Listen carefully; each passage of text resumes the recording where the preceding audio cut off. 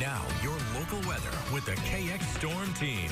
And welcome back, everyone. Happy October 3rd. But as we get into the early stages of October, I figured I'd tell you how we did in September 1st. And typically I would make it graphic, but the Weather Service office in Bismarck here made such a great one that explains exactly what I wanted to say. I figured I would use theirs. So thanks to the Weather Service here for this great graphic here recapping September. As you can see, everybody, Minot, Dickinson, and Bismarck, all above average slightly temperature-wise, but below average precipitation-wise. Unfortunately, with Williston, data not available because they moved the observation location to the new airport. So historical data is tough to compare with the new data that they take at the airport. But a warm September slightly and a dry September. And unfortunately, it looks like we may get some of that as well in October. Live look outside to Garrison. It's nice and quiet out there on this Saturday evening. Just a couple of high clouds out there.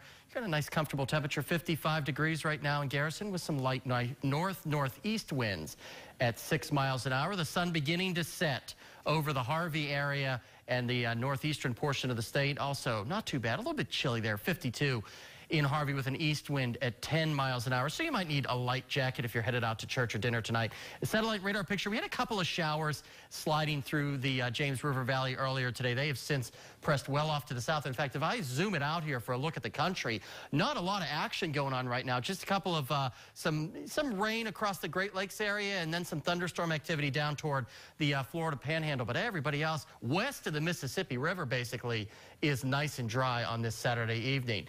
Locally, temperatures aren't too bad. Most temperatures mostly in the upper 50s, a few lower 60s. Mobridge 63, Stanley at 60, and you're at 65 in Wolf Point, Montana. Here's a look at those winds. Nice and light, still out of the northeast at between 5 and about 10 miles an hour. Really not too bad tonight. Reason for that is we do have an area of high pressure right now. The flow around that high is giving us those northeasterly winds, but as that high slides to the southeast of us during the overnight hours, we'll get a return flow from that high pressure, and that'll change our winds around to southeasterly, warming things up. You can see our wind streams here throughout the day tomorrow out of the south and the southeast, ushering in warmer temperatures before this cold front will start to slide through. That will come through on Monday. It'll cool things down, and also the return of those winds, strong winds expected out of the northeast on Monday and Tuesday. Lows tonight will fall into the lower 30s. A few of you, like Bismarck and possibly Hettinger, will fall below the freezing mark. But you can see how much we rebound tomorrow. Mid to upper 60s across the east, mid to upper 70s, even 80 back across the west. 3-day forecast for Dickinson, not too bad. You can see those temperatures warming up, but the winds will be the issue. You can see especially Monday and Tuesday with those blustery and very windy conditions. Same thing for Williston.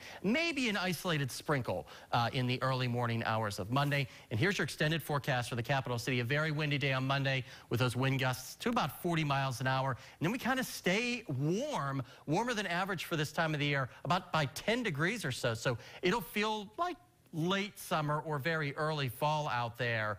Same thing for the Magic City, average high of 62. You can see there upper 60s, lower 70s, Renee. So pretty nice fall week if you haven't gotten those pumpkins yet. Now might be the time to do it, or maybe get that last round of golf in for the year. Sounds like you might be right. Thanks so much, Robert. Coming up next in sports, it's championship weekend in WDA sports. Find out who came out on top in both tennis and soccer.